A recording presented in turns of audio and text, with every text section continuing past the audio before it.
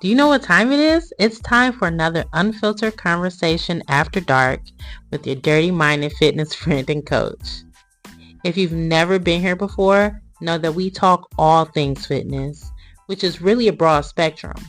And we're going to educate, stimulate, and motivate each other to be the best versions of ourselves that we can possibly be. Know that no topic is off limits, and all are welcome to contribute to the empowerment and improvement of the group. I'm your host, Coach Diesel, and this is Diesel After Dark.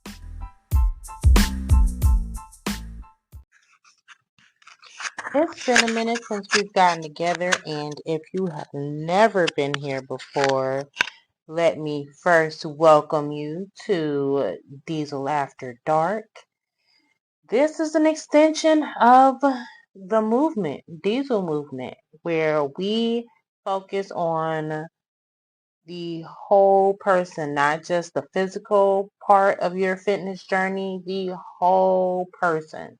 So, with that being said, I am going to change our regularly programmed or scheduled program to kind of divert this episode into something a little more stressful. We're in the holiday season. We're getting ready for the new year. We're trying to end out this year, not to mention cooking and cleaning and all these family gatherings, these Christmas parties, holiday parties. For me, I don't do a lot of cooking for holiday parties. I'll do something for the fam. I might do something with staff. But outside of that, if you're inviting me to a party, all I'm bringing is myself. So my biggest concern is my outfit and if I have enough gas to get there. So nonetheless, that brings us to today's topic of stress, how we're dealing with it, how we handle it, how it affects us. Now, the things I named, they're not very stressful. They are stressful and they can be stressful, but in the grand scheme of things, it's the least of our problems. At least I know they're some of the least of my problems overall. What is stressful and never ceases to be stressful for me, though, is food recalls. There are a large number or a growing number. I'm not going to say large, but there's a growing number of food recalls. And the fact that we're in the holiday season when food is pertinent and important to my survival more so than any other time because we're coming together, we're making large quantities, all of that. The shit stresses me out. Um, I'm let's see, let's start with I was at a loss. Let's start with the food recalls, okay? Um, if you did not know, cantaloupe has been recalled. There are recalls in the works, in the making, in the air for cantaloupe. Is it peaches or plums? It's cantaloupes, plums, nectarines. I want to say peaches. Fingers crossed I'm wrong. Um, what else?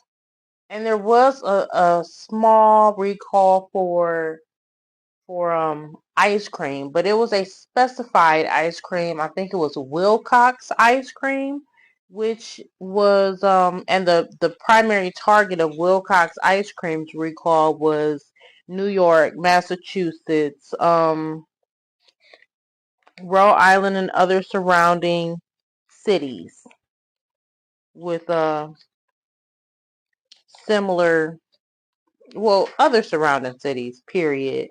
So the ice cream, Wilcox ice cream, we'll start with that because I know that one off the top of my head. Wilcox ice cream has been in business for 95 years. And in the time that they've been in business, this is the absolute first time they've ever had to recall any of their products. Specifically, the product they specifically recalled was their mint. Is it chocolate chip or mint chocolate chip? Their mint chocolate chip ice cream and ice cream products. So that goes for yogurt and ice cream bars. They were contaminated, and listeria was found inside some of these products. Now, listeria causes listeriosis, which can kill you. It can make you really sick and potentially kill you. It can leave you with a high fever, intense headaches, sickness, diarrhea, and again, death. Which death rates are also high, or people are also at a greater risk if you have compromised immune systems. If you're pregnant, you put yourself at risk of stillbirth for your babies. It's a whole thing. So ideally, we would look more into listeria. Let me see if I can find some more of the food recalls. I think was it peaches? Did I say food recalls? Um, no, cantaloupe. Cantaloupe is being recalled and has been recalled since roughly the Thanksgiving era, or yeah, because it is giving because of the rising the number of salmonella. Um, what is that? Oh shoot, I'm trying to read y'all. I'm sorry.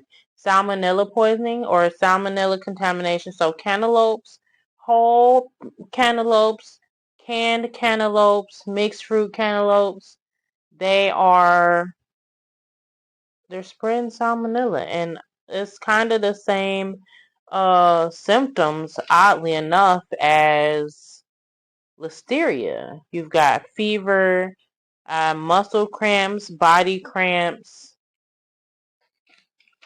diarrhea, and you run the risk of death. It was, in fact, peaches. So peaches is the next fruit that is on recall. Peaches, plums, and nectarines recalled amid a listeria outbreak.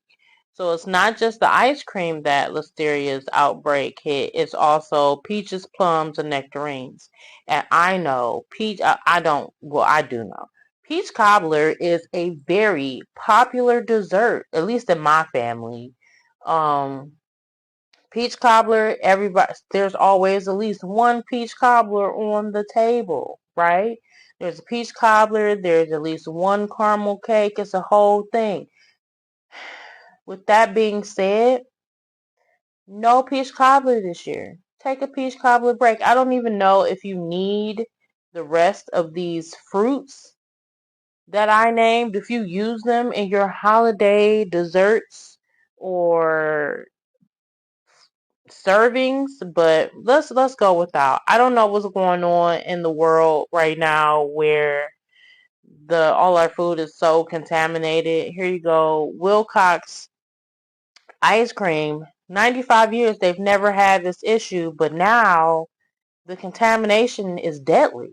So is it better that you went so long without a contamination, or does any of that matter really? And is the concern more so it's not just like a little contamination. The contamination that you've acquired could kill people.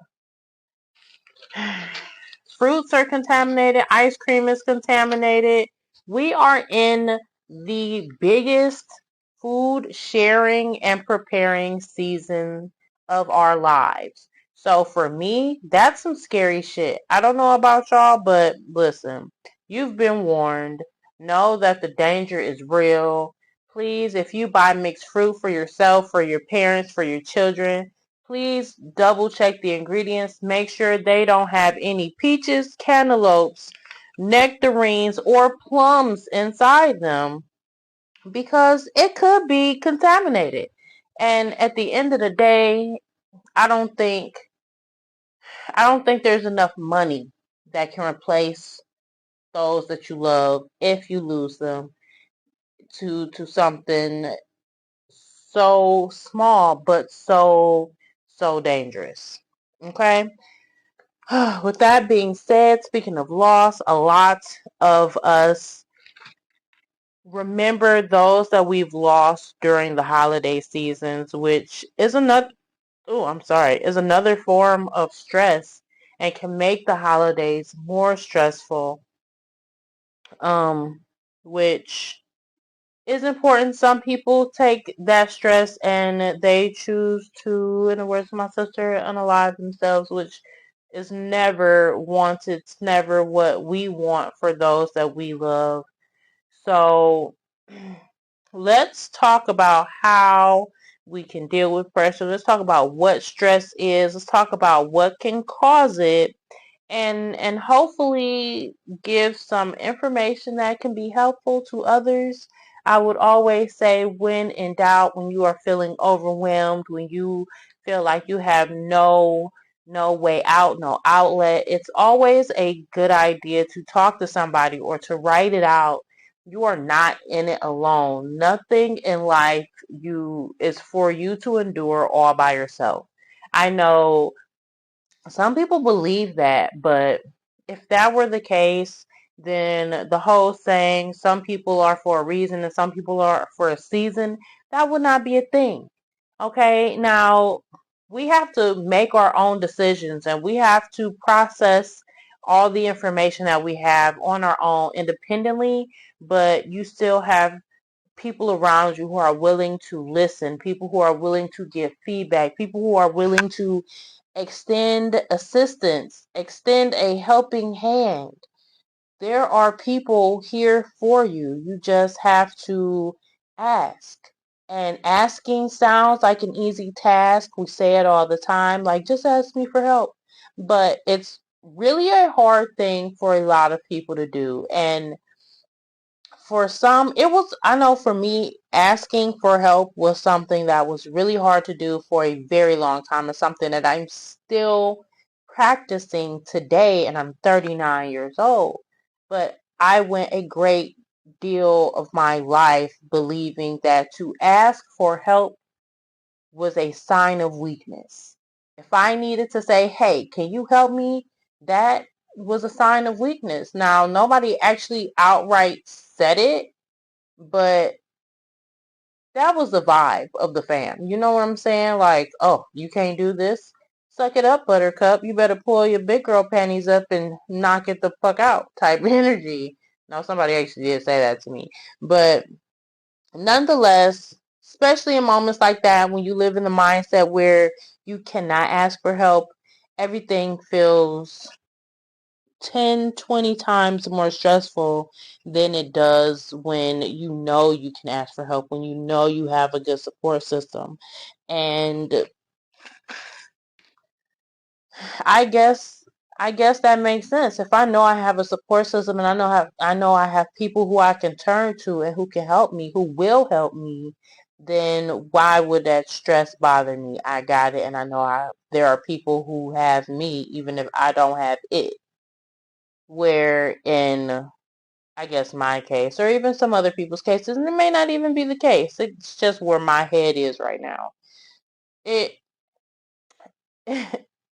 it could be something else, whatever stresses you. We talk about the holiday season, so it could be financial stress, it could be emotional stress, it could be anything. Everybody's stress levels and um abilities to cope are different, and they should be, because we are all different. So, I mean, they're not all different. Some people have the same problem. Some people are stressed out right now about Christmas presents. Some people are stressed out right now about Christmas dinner. Some people are stressed out about the rent. Some people are stressed out about their job. It could be anything. Anything.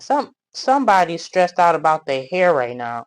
It could be anything. That stress adds to the the downfall of you. Stress raises your blood pressure. Stress adds to your sugar levels in your bloodstream. Stress stunts your growth. It makes your hair fall out, makes you stop eating and which ultimately, makes your bones and your nails brittle because you're not eating what you should. Some people overeat when they're stressed out, which causes them to be obese, could rot your teeth, could give you diabetes. It could make you sick either way. Stress plays a direct effect on your body, not just internally, but externally. And that's where we are. So let's talk about stress. What is stress for you? For me, stress is, well, not for me, but for me, the research that I've done. Stress is our body's response to pressure. Any kind of pressure that is unexpected, uh, a first time experience, or an experience or situation that we have no control over. Those are typically the causes of the pressure that we feel as a or as a response from being stressed out. It's that unknown element, I think, at least for me, it's that unknown element of what could happen or what will happen or what was supposed to happen that builds up in my chest, and it's just super stressful. Um, my my daughter, she came home from college a few weeks ago. We moved her back home. Now, it was me and her, the two of us moved her in, but by the end of it, when it was time to come home, her brother and um my ex had to help us move her back home. And that was a stressful event. It was way more stressful to have those added people than it was when I took her to school to drop her off, and it was just the two of us to unload and, get her set up in school. But in that, I try to go outside my norm. My norm when I'm stressed is to lash out. I'm not gonna lie to you. It's a grr, or I just shut down altogether because I don't want to lash out. So originally, lashing out was my way of expressing myself and letting it out. And for a long time, I believed that anger was the only emotion I could successfully express. And so I did so with vigor. And and with that, it created rifts in my relationships with those that I love and I hold dear. But honestly, I was in a bad space. Blah, blah, blah. I was in a bad space, and my mindset was not what it is now. And I had a very self-destructive mindset, which I think actually came from living a stressful life as I saw it. Everything seemed to go wrong as far as I was concerned when it came to living my life, just doing things. Like, for example, we were still talking about this trip to school. So we're out there, we pack her up, we are loading her up in the truck to come back home, but I feel like I don't have enough bungees. I don't have enough tarp to cover everything. It's about to rain, and there's still stuff inside the dorm that we need to get out. In addition, the flatbed of the truck is not as big as I thought it was going to be to make this trip work. So now, as we're loading and I'm realizing I don't have all the space that I thought I was going to have. I don't have everything. I'm not as prepared as I would have liked to been. I'm not frustrated. And now I'm wishing I didn't have so many people in the car, even though they made it easier as far as moving the stuff. That at that moment, I was like, grr, I wish you two weren't here so I could at least put some of this stuff in the back seat and do this and do that. Then I express that I'm uncomfortable with the way we have everything set up and I don't feel good about it, but I'm trying to go outside myself and I'm going to extend this moment to trust that my son's dad knew what he was doing, and was going to get we were going to make it back home safely without any incident as far as all the stuff we had stacked in the flatbed. Now, we did not make it very far before I reached my freak out limit, but I expressed it. I felt like I handled it really well, and in the past, things have when reaching a stressful point between the two of us, it's been 0 to 100, and there's arguing, and now it's like fuck you, fuck you. Oh, I just can't wait to get back where we going. There's nobody talking. It's just straight, ugh, right? And when I reach my frustration, he'll reach his frustration and then he'll shut down. And so, where his normal purpose would be to be helpful, once he's upset, it's like, fuck you, I'm not doing anything to help you. And my natural mindset is, fuck you, I don't need you to do anything for me. I got all of this shit because I've been doing it, I'm going to keep doing it type energy, right? But that's not healthy, right? Having that energy, it builds cortisol levels inside your body, which increases the sugar or glucose levels in your bloodstream, which is no bueno.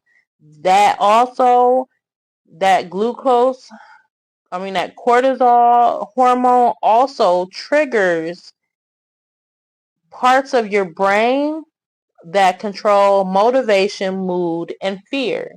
So in that moment, the stress of the trip heightened my fear and it heightened my mood.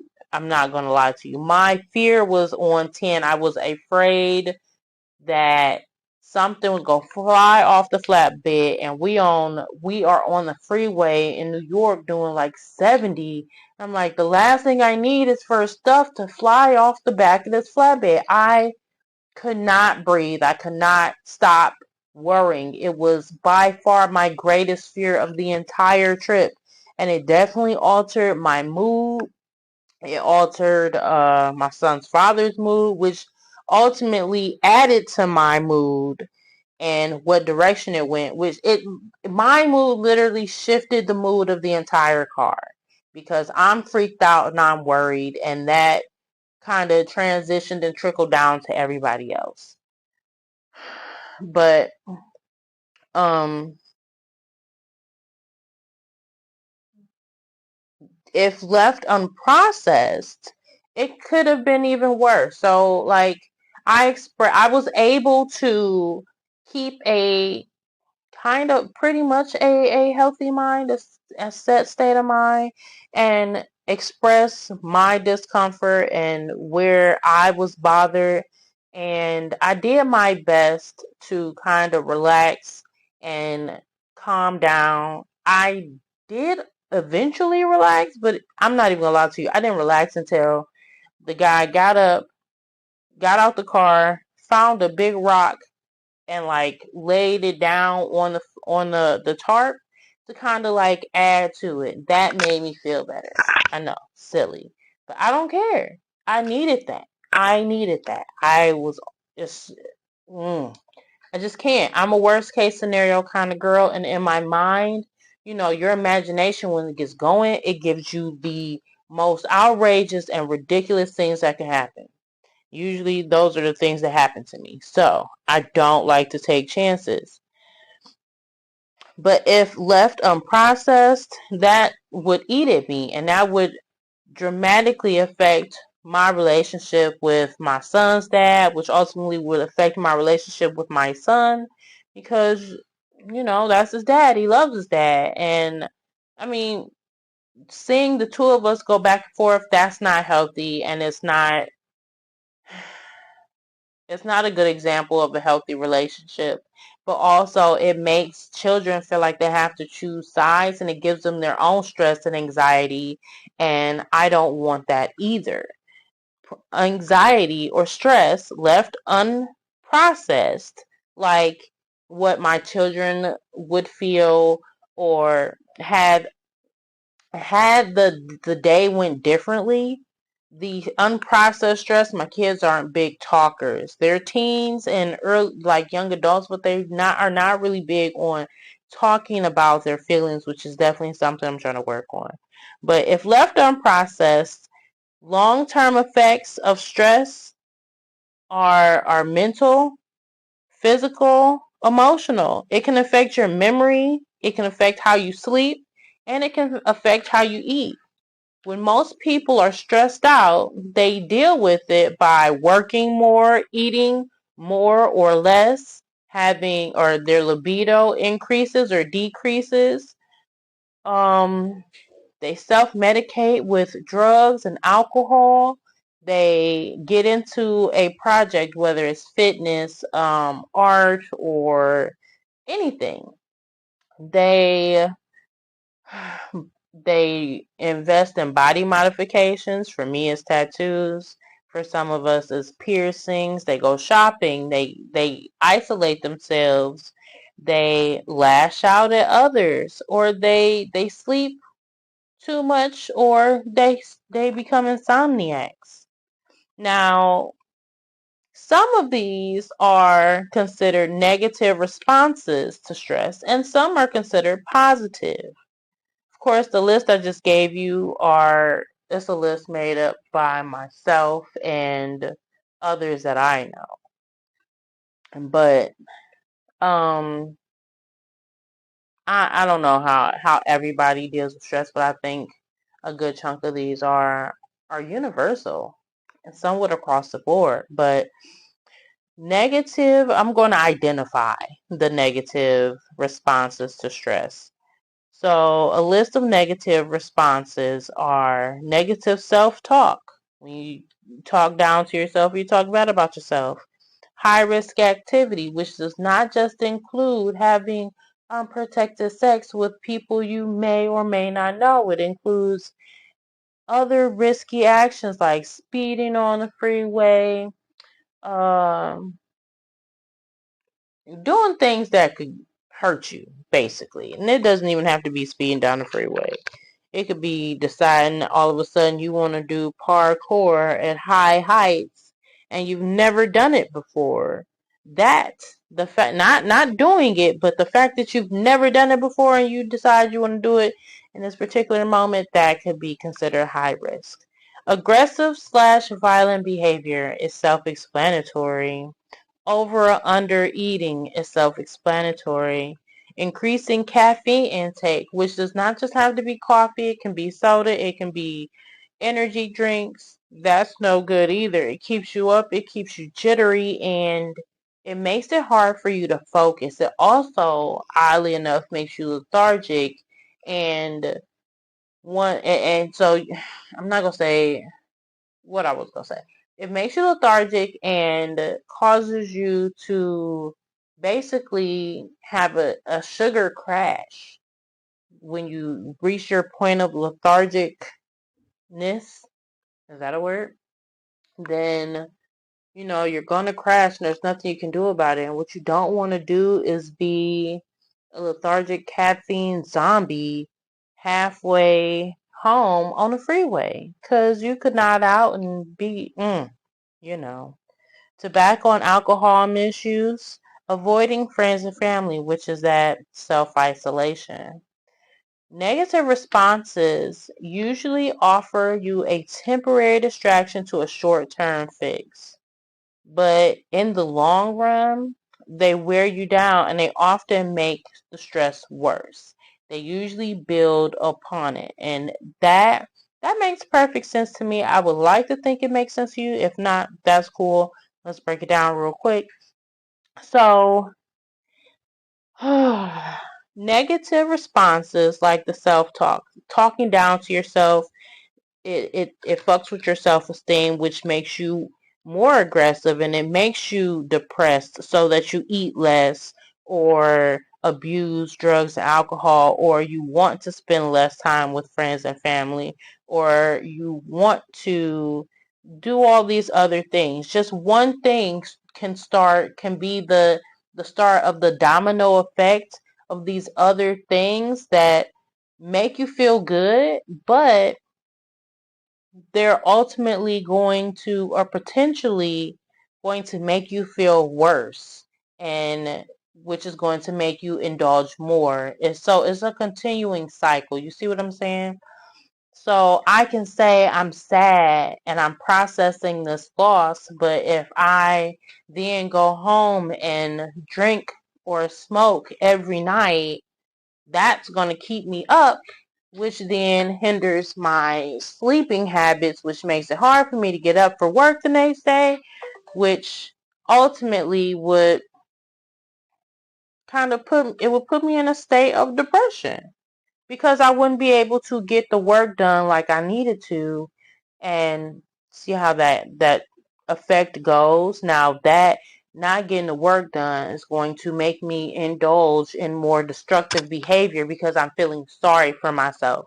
Whereas positive responses like listening to music, playing with a pet, laughing or crying, spending time with friends or family, creative writing or an activity, getting into fitness, or participating in a spiritual or religious event is more likely to lift my spirits, keep me in the moment, but help me work off that stressful emotion that I'm feeling.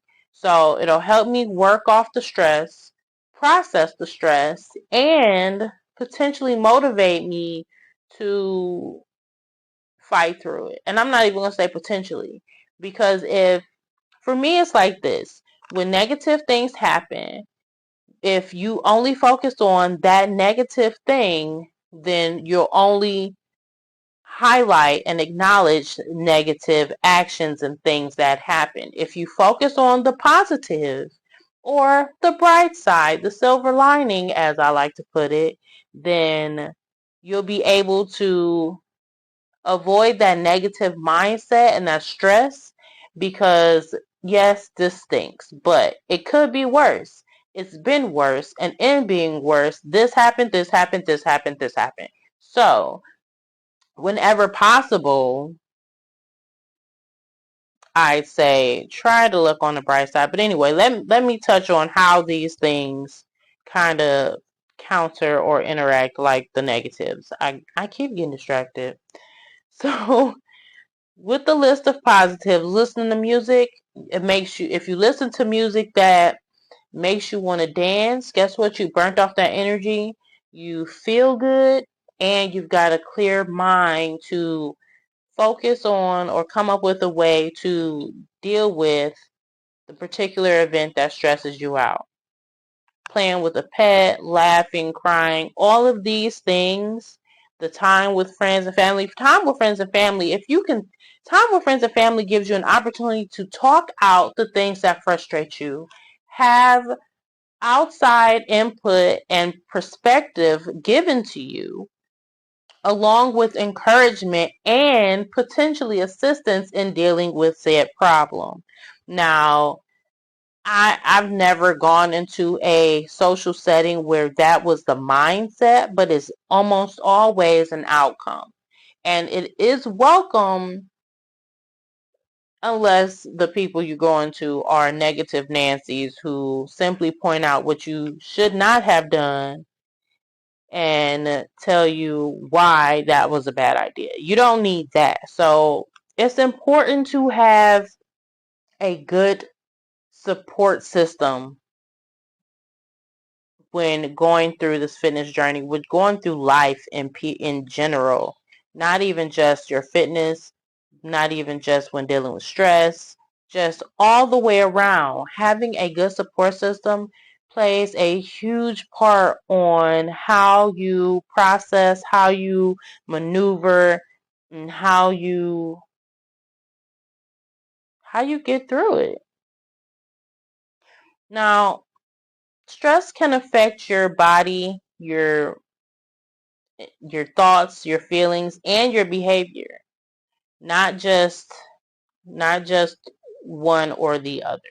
And we've kind of touched on this. So under eating or overeating is usually caused by anxiety. And if left untreated, it could lead to body aches or even headaches, like tightness in the muscles and things like that. Is that a body ache or a muscle ache? I don't know. But that's the example I'm giving because when I see body ache, that's what I think. Um, so body ache is achy muscles and a headache. But why am I still trying to define body ache? Angry outbursts, or what I call lashing out, usually comes from feeling restless. And that can kind of physically manifest itself in muscle tension or pain. So that's sore muscles, totally different from body ache. um, a lack of focus or motivation can usually come from abusing drugs and alcohol, which from time to time has been known to manifest itself in chest pain or insomnia. How about that? Tobacco use has been known to affect memory, and it usually manifests itself in the form of fatigue. So you'll seem tired. Really? You'll seem tired? I don't know about that one. I I don't recall using tobacco and feeling tired. Tobacco, I don't know. I don't know about that one, y'all. I'm not gonna lie to you. Listen here. I'm not gonna sit here and pretend like I've never smoked tobacco. I used to smoke Black and Milds. Not something I'm proud of or like boasting about. It just is what it is, and I have nothing to hide. I'm an open book. This is a safe space. Anyway, let me continue this list real quick before I get to rambling. Avoiding friends and family usually comes from feeling overwhelmed. And when you feel overwhelmed, the physical manifestation for some is a change in sex drive or your libido.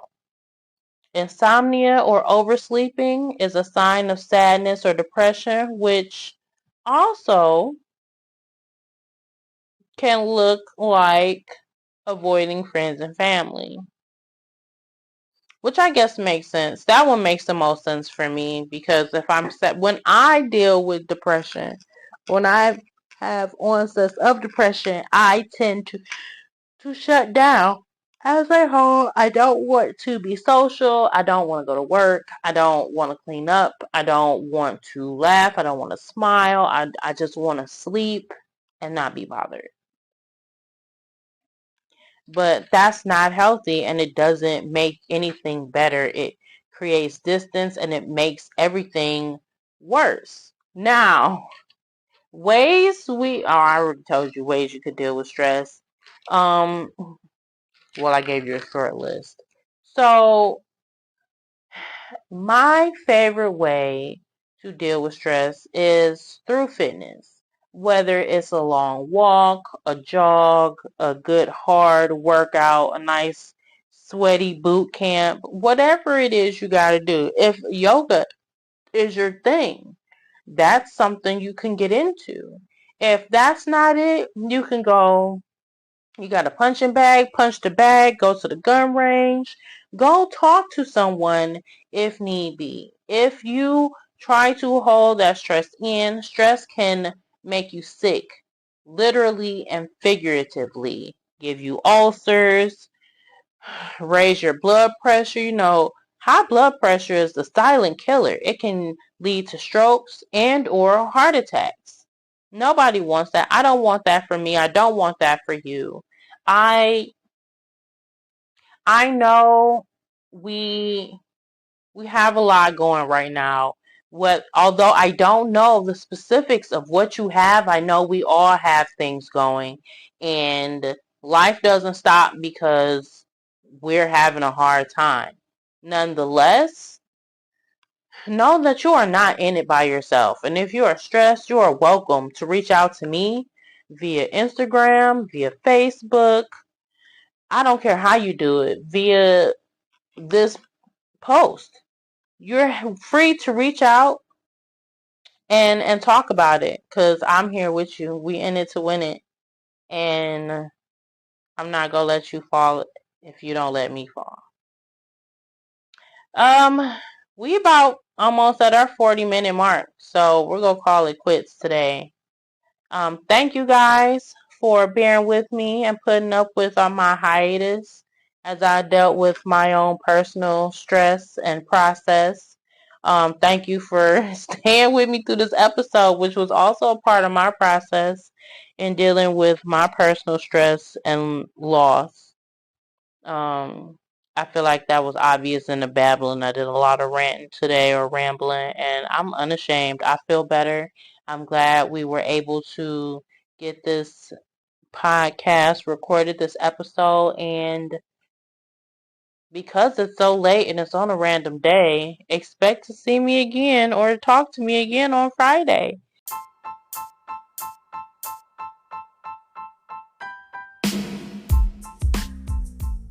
And that's a wrap. If you have any questions, comments, concerns, or stories you want to share, feel free to add them in the Q&A below or to DM me at Diesel After Dark via Instagram or Facebook. I'm your host, Coach Diesel Richards, and this is Diesel After Dark. See you next time.